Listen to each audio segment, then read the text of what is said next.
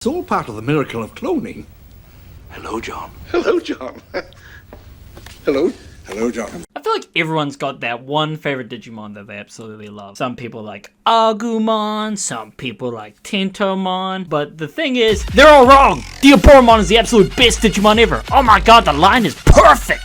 Absolutely perfect. This thing evolves into a giant spider that shoots rockets! Look how cool this is! How do I transition to reviewing the cards again? Sumemon is a level 2 black Digi-Egg with the inheritable, your turn. While you have another Digimon in play with the same name as this Digimon gains 2000 DP. Well, this card absolutely just explains the entire deck for the Diaboromon line. You remember that scene in the Digimon movie where Diaboromon split into like a bajillion?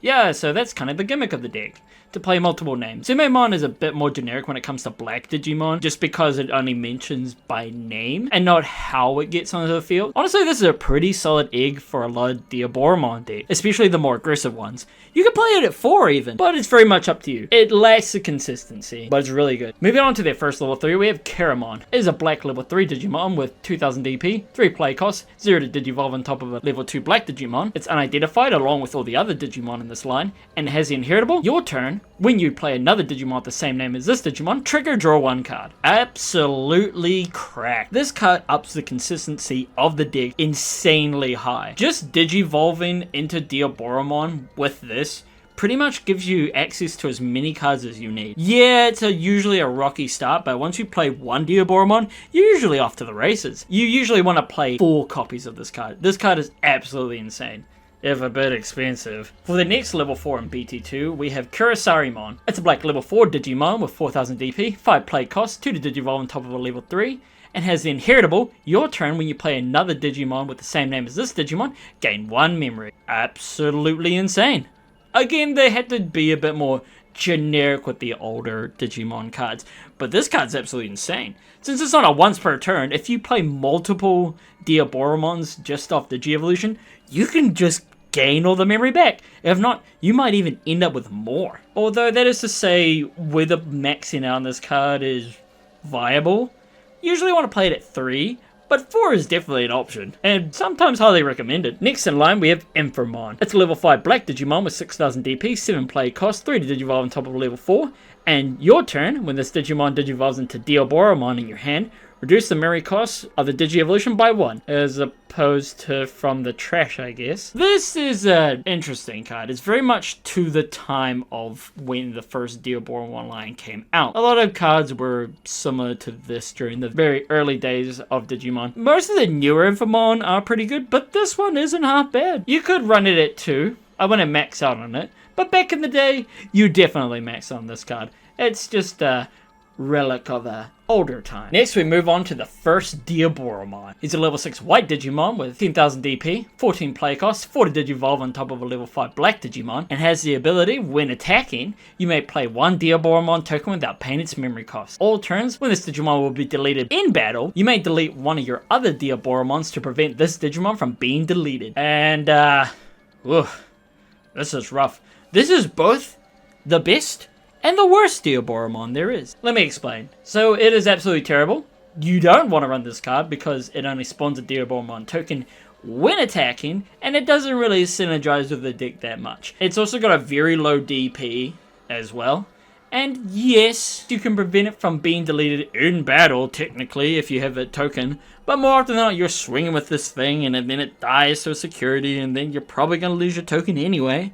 And it's basically a sitting duck. But the reason why this Digimon is absolutely the best is because of the BT2 line being absolutely insane. The egg basically boosts any Diaboromon you got, and most of the other Diaboromons have very high stats. Keramon lets you draw multiple times, not making it once per turn, considering that you'd probably only draw and gain a memory when attacking. Same with the Kurisarimon. And Inframon was just there because this thing costs 4 for some reason. You don't play it, but we appreciate you, Diaboromon, for your sacrifices. This card really stumbled so that the rest of the cards could run. For the first option card, we have Spider Shooter. It is a 3 play cost black option card with a main effect to de-Digivolve one of your opponent's Digimon, and has a security effect to activate its main effect. Okay, I only really picked this card because Inframon's on it. Okay, and also the deck does semi-revolve around de-Digivolving. So, yeah, that's mainly it. Moving on to their next line, we have Keramon. It's a black level 3 Digimon with 2000 DP, 3 play cost, 0 to Digivolve on top of a level 2 Digimon. And it has the inheritable effect, opponent's turn, this Digimon gets 1000 DP. Okay, so this line of Diaboromon isn't quite Diaboromon support. If anything, it's more generic black support. It was mainly just there to give blacks a bit more support because they didn't have as many cards as red or blue or yellow when they came out, because they came out on BT2. So they got promos. And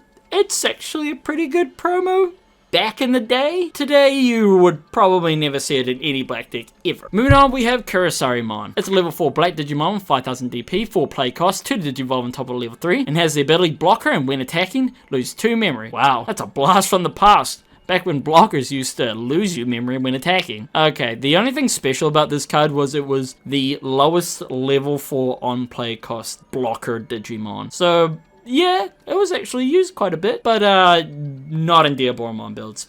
Don't consider it. What was not running anything was Infomon. It's a level 5 black Digimon with 7000 DP, 7 play cost, 3 Digivolve on top of level 4, and has the on-play effect to trigger de-Digivolve one of your opponent's Digimon. Okay, yeah. Even back in the day when promo cards were kind of expensive, this card was terrible. You want to run in anything. Yeah, cool, you get to de-Digivolve on play. Ooh, you get a level 5, but yeah, it's only on play. There's no point into Digivolve up into it. I highly recommend not running this card and anything really. Next we move on to Diaboromon. It's a black level 6 Digimon with 11,000 DP, 11 play cost, 3 to Digivolve on top of a level 5 black Digimon, and has the effect, your turn for each Diaboromon you have in play, this Digimon gets security tag +1. Wow. So if you guys didn't know, fun fact, this was once the most expensive Digimon card back in the day. And I like Diaboromon so much, I paid full price for this card. Ugh.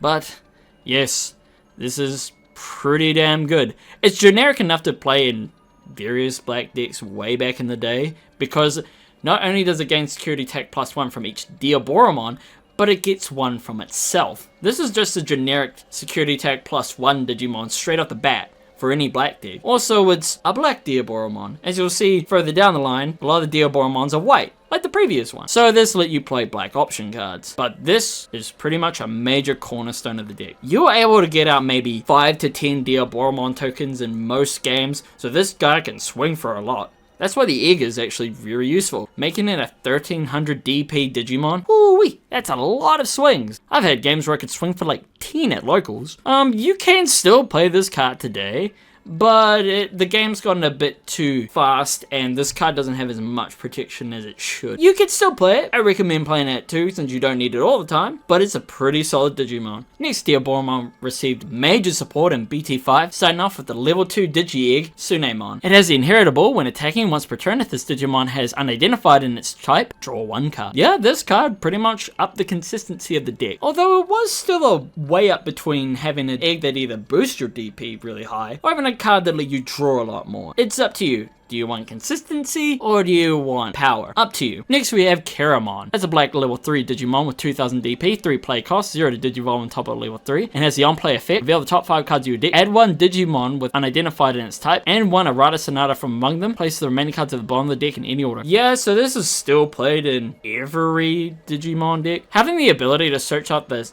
very specific Errata Sonata Tamer card is quite interesting, as technically that means that this card can't search out any other named Tamers if Diaboromon gets different named Tamers in the future.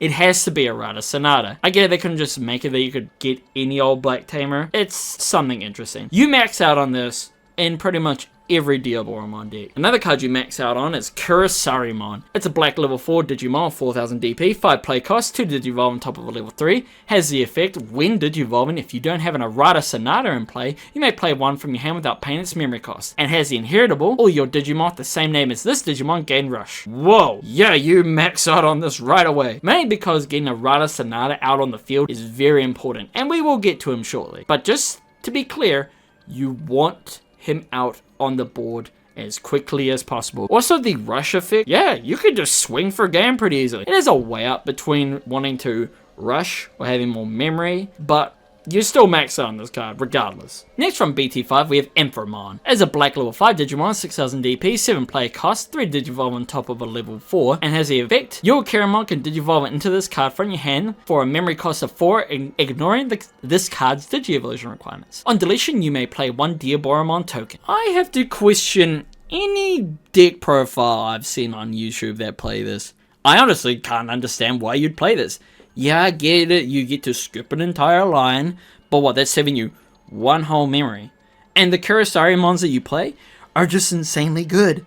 I have no idea why you'd play this card. Yes, at the time, the best Inframon was still in BT2, but there are other better level 5s out there at the time. Honestly, this is just a whatever. I don't see many people play it now. I question when people used to play it. Cool, you get a token, but don't run it. Next, we have the BT5 Diaboromon. It's a level 6 white Digimon with 11,000 DP. 11 play cost, 3 Digivolve on top of a level 5 black Digimon, and when Digivolving you may play 1 Diaboromon token without paying its memory cost. Wow. Now this doesn't seem like a lot, but back in the day, this card was busted, mainly because you could play a Diaboromon token on Digi-Evolution. That means you can trigger Kurasarimon and Kiramon's ability to gain a memory and draw a card. Honestly, you used to max out on this card, but also the other option was BT2 Diaboromon, and that's so great. Right now, this card is very much like the prototype for Diaboromons. Most Diaboromons on Digi-Evolution usually just play a token anyway, and the Tamer gets around the when Digivolving effect to play a token anyway. I don't recommend running this, but back in the day, this card was pretty solid. Next, we have their absolute giant Armageddon. It's a white level 7 Digimon with 15,000 DP, 15 play cost, 3 to Digivolve on top of a level 6 black or white Digimon, and has when playing this card from your hand, you may delete 1 Diaboromon to reduce this card's play cost by 12. It has Rush. All turns, the when Digivolving effects of level 7 Digimon don't activate. Holy cow. This card is pretty good. A 3 cost Rusher in any deck is pretty crazy. On top of that, this card is just big. So even if you play it to just end games, you can leave him on the field and just be a big annoyance. You're probably not going to crash into much in the security unless it's specifically an option card, or it's a card that can outright kill it, which is usually a level 7. Plus, it prevents the when Digivolving effects of level 7s. Now, up to this point, there was only 1 level 7 Digimon that didn't have a when Digivolving effect. So this card used to be a massive floodgate. In fact, it kind of is still now. It's big, it has Rush, and it's really annoying. Most decks usually only play this at 1. 2 is optional, 3 is a bit overkill, since you're not always going to have a Diaboromon online. And the deck already searches out enough anyway. Moving on to their tamer, their first tamer, and sadly their only tamer, is Arata Sanada. So your turn, if you have a Digimon card with unidentified in its type in the trash, gain 1 memory. In your turn, when one of your Digimon would Digivolve into Diaboromon, you may suspend this tamer to play 1 Diaboromon token without paying its memory cost. Holy cow. This thing just poops out Diaboromon. Diaboromon's being able to trigger all the gaining memory and drawing cards effect. Nothing to shake a stick at.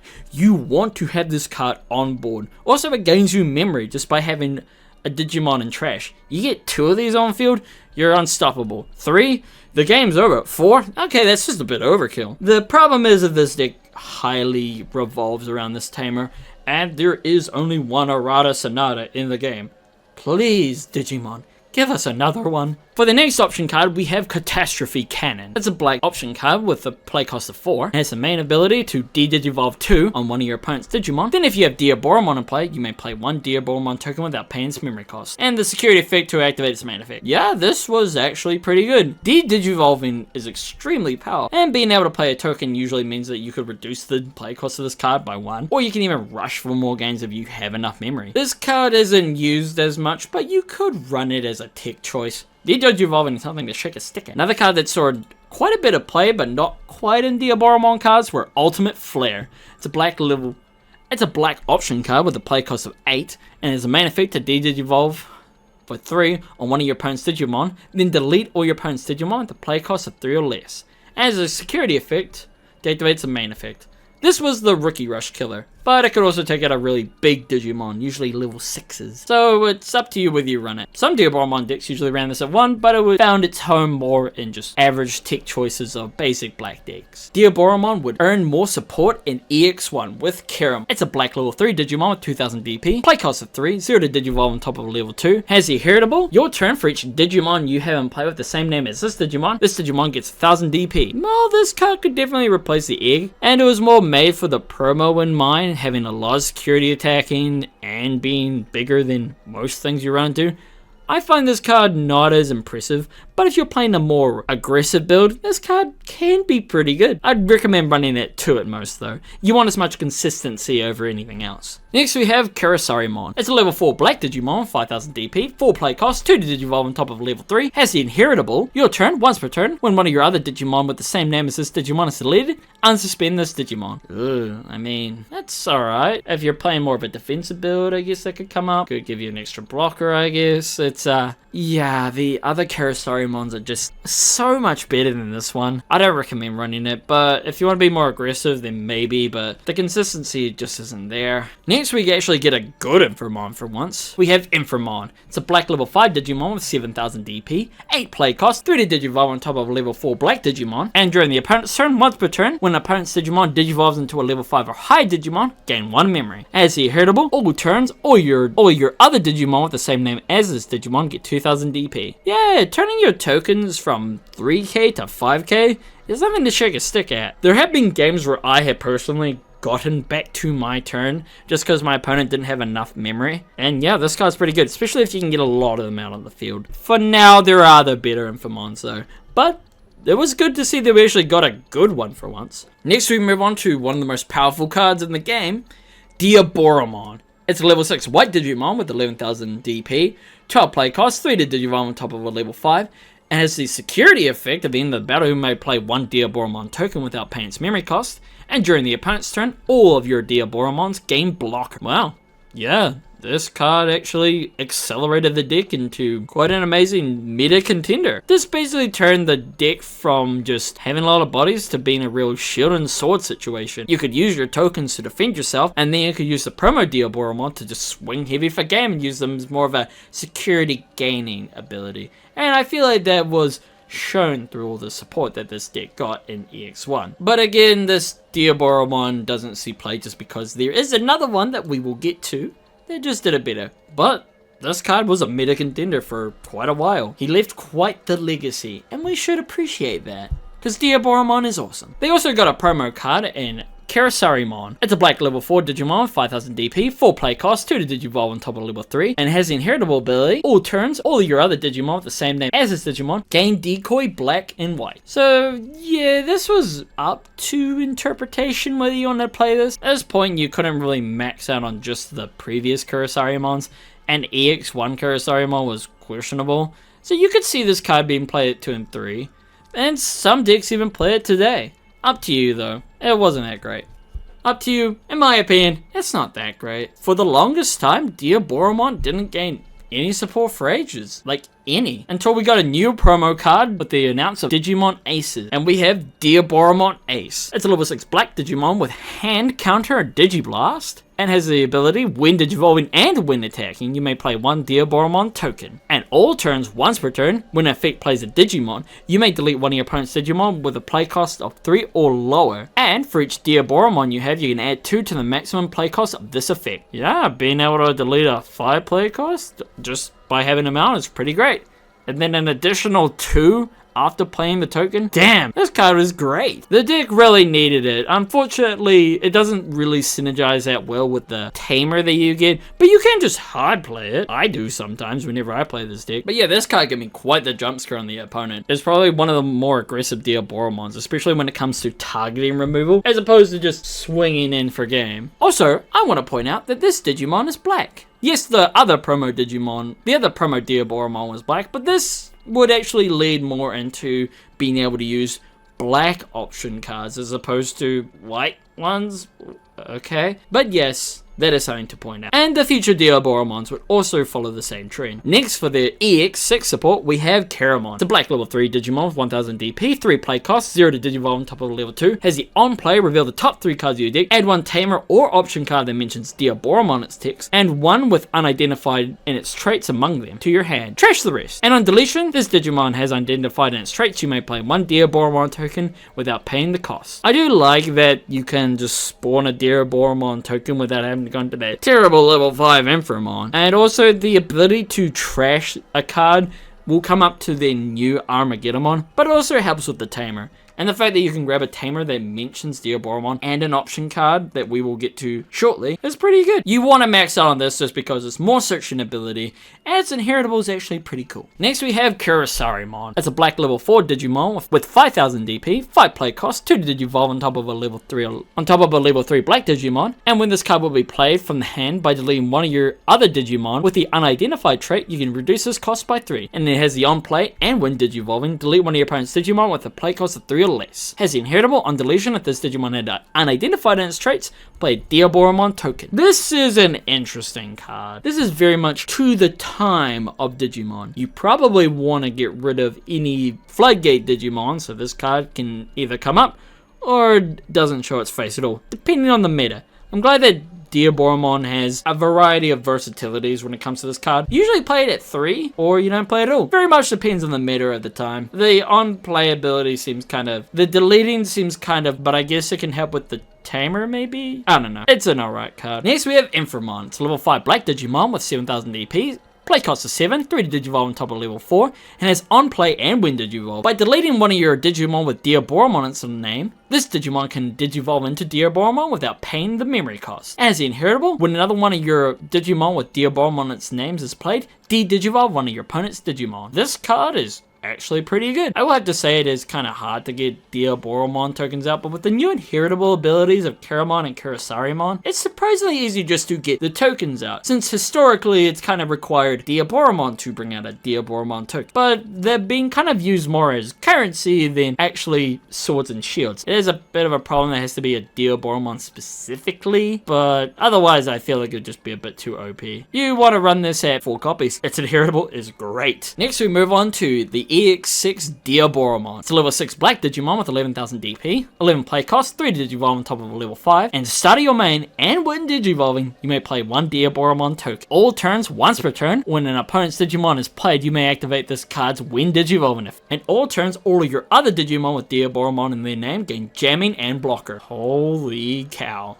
This card is just EX1 on roids. Not only do you get to play a Diaboromon token every start of your main and when Digivolving, but you can do it on your opponent's turn when they do anything. That can trigger the other Inframon. This card's absolutely nuts. You max out on this card, 100%. You are spawning a lot of Diaboromon tokens. Slapping this guy down is a big W for your board. They also receive support right after in BT17 with Tsunemon. It's a level 2 black Digi-Egg with the inheritable. On deletion, if this Digimon had identified its trait, gain 1 memory. I get it, this deck wants to gain memory, but I don't think this card's entirely that great. Yeah, I see a lot of deck profiles running this, but there are other black Digi-Eggs out there that do this job way better. I mean, you can run it at 4, it's alright, especially with the gaining the memory ability, but I don't think it's that good. I'd rather get the draw power than anything. Moving on, we have Keramon. It's a level 3 black Digimon with 1000 DP, 3 play cost, 0 to Digivolve on top of a level 2, and during the opponent's turn, when an opponent's Digimon is played, or Digivolves, if it's a level 5 or higher, this Digimon will Digivolve into Inframon from your hand, ignoring the Digi-Evolution,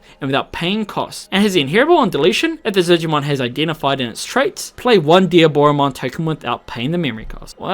This card is okay. I see most deck profiles playing this at 2, but I mean, considering that most Digimon come out of the womb holding a Glock, this thing isn't sticking around for too long. Yeah, look at me, I'm gonna play this Digimon. Now, if you go into level 5, oh man, you better watch out. I can Digivolve into Inframon, considering that all your opponent's effects will have to trigger off, and it will be pretty obvious what you're trying to do. It doesn't seem that great. I get the point of this, and it's kind of problematic, but yeah, this thing's not sticking around, especially with that DP cost. Run it at 2, maybe, but there are other black level 3s out there that are pretty good. Next, we have Inframon. I guess we're skipping over Kurisarimon. It's a black level 5 Digimon with 7000 DP, 7 play cost, 3 Digivolve on top of a level 4, and has when Digivolving, Digivolve one of your opponent's Digimon. Then, one of their Digimon with a play cost of 8 or less cannot attack until the end of their turn. And has the inheritable, all turns once per turn, when another of your Digimon with Diaboromon on its name is played, Digivolve one of your opponent's Digimon. Wow. The inheritable ability from the EX6 Inframon really just came in handy. I guess this is more of an aggressive Inframon, being able to Digivolve once, and I can see this paired up with the other BT17 Keramon. But yeah, you do tend to max out on this one. In fact, the latest Inframons are probably the best ones. Max out on this. Digivolving is busted. What is a weird card? We have the new Diaboromon. Well, Diaboromon. It's a black level 6 Digimon with 12,000 DP, 12 play costs, 4 Digivolve on top of a level 5. When Digivolving by placing one Doomsday Clock from your hand or trash at the bottom of this Digimon's Digi-Evolution, you may play 2 Diaboromon tokens. Opponent's turn, once per turn. When an opponent's Digimon attacks, you may switch the attack target to one of your Digimon with Diaboromon in its name. I gotta admit, that card artwork is sick. Playing two tokens is cool and all, but EX Diaboromon is better. Same with the aces. You don't really want to versatile too much out of it. Yeah, you get multiple tokens, but it's not that great. I guess he's technically like a blocker or a redirector or whatever, and it's pretty cool, but that usually helps your opponent out more than it helps you. You can run this variant of the deck, and it does work pretty well, but I gotta admit, EX6 Diaboromon is busted, especially compared to this card. Now, what is Doomsday Clock? Well, Doomsday Clock is a black option card with play cost of 3, has the security to add it to your hand, and it has the main effect. You get to play one Diaboromon token, then place this card at the bottom Digi-Evolution cards of one of your Digimon with Diaboromon its name that doesn't already have Doomsday Clock in its Digi-Evolution cards. At the start of your turn, if your battle area has 4 placed Doomsday Clocks, you win the game! And has the inheritable effect. All turns when this Digimon would leave the battlefield by an opponent's effect, by deleting one of your other Diaboromon, prevented from leaving. End of opponent's turn, place one Doomsday Clock from this Digimon's Digi-Evolution in the battle area. Okay, this card, just on its own, is pretty damn incredible. Despite the out-of-the-gate win con, you get to play a token regardless if you have a Diaboromon or not. Then place this under a Diaboromon. Yes, you can't just do it multiple times so you can get the win con off, but it also prevents your Diaboromon from leaving the field. Something that you want to keep on the board. You want to have at least one Diaboromon on, and having 2 pretty much sets you for the game. It does kind of suck that it's a mandatory effect to place in the battle area, so you can't just always be protected, but yeah, you pretty much want to run this at 4, regardless if you're running the other Diaboromon. I must say that, considering that Yu-Gi-Oh! Has always had that crazy win condition of Exodia, it's weird to see that the first Digimon win con is a reference to the time Japan almost got nuked. Huh, yeah, Yu-Gi-Oh's got Exodia, Pokemon is unknown, but Digimon, oh man, we got nuking Japan. Yeah, how iconic. Their last Digimon, we have Armageddon. Man, what a crazy transition. It's a black and white level 7 Digimon, 15,000 DP, 16 play cost, 7 to Digivolve on top of a level 6, and when this card will be played from the hand by placing up to 13 cards with unidentified and straight or Diaboromon its text from your trash to the bottom of your deck, reduces card's play cost by 1. It has Rush, Blocker, and Reboot, and on play, and when Digivolving, delete up to 15 cost plays worth of your opponent's Digimon. And during your turn, this Digimon can also attack opponent's unsuspended Digimon. Holy cow. This is a big bombshell. A big kaboom if you have it. Okay, look, I'll stop making the joke. But this card is pretty incredible. I wouldn't max out on it though. Having it at 2 is pretty good, but against purple decks or any deck that mills you out, this card comes up. And being able to just delete a total of 15 play costs is pretty incredible. It has Rush, Blocker, and Reboot, and all on its own is pretty good. It also gets around the Digivolving meta of the time, so yeah, it's pretty cracked. I recommend maybe running it at 2, depending on if you're playing the other Armageddon or not. On with the grades. Consistency, I'd have to give it a 7. Yeah, you got a lot of searches and you get to draw a lot of cards. It's just kind of getting to that point. The BT2 Keramon gives you all the draw you need after you play one Diaboromon with it, but getting there can often be a hard thing, especially when you're trying to build a line. You need to go from 2, 3, 4, and 5, then 6. Yeah, you can skip a few things, but that's giving it a bit much. much. Memory efficiency, ooh, I'd have to give this 7. There's a lot of ways to get around having to pay memory costs for a lot of things, and you get to gain it back with Kirasarimon, and the Tamer pretty much does that for you. Power, I have to give this maybe an 8. An 8 on this deck is pretty good. These cards were pretty much built to be swords and shields, so being able to play a Diaboromon that can just swing for like crazy amounts with the promo card, yeah, it's got power behind it, especially being able to increase the DP and you give gem into your other Diaboromons. That's pretty correct. Protection, I have to give this an 8 as well. The Doomsday Clock gives you massive protection, like incredible protection, but also you have a lot of blockers, and you also have decoy and other abilities that prevent you from being deleted. Recovery, I'd have to give this maybe a 5. Building 1 line is kind of hard. Building 2 can also be pretty hard. You do stumble and fall if a Diaboromon does leave the field. Armageddon can help you come back from something harsh, but yeah, I have to give this a 5. Versatility, I give this a 6. Just because there's tons of ways you can go about dismantling your opponent's board. You can either just wall up, swing a bunch of times, or you can de-digivolve a lot. There's tons of ways that this deck can kind of pick at your opponent. It can't get rid of everything, but it's still pretty good. Overall, I love playing Diaboromon. It's probably one of the more simpler decks, so I could even recommend it for a beginner. Being able to spawn so many tokens can be honestly scary if you're facing down this deck. This deck embodies a virus. If you don't take it out quickly, this thing's gonna overwhelm you. It's not the greatest deck of all time, but as my favorite Digimon personally, and hopefully your favorite Digimon, this deck is quality.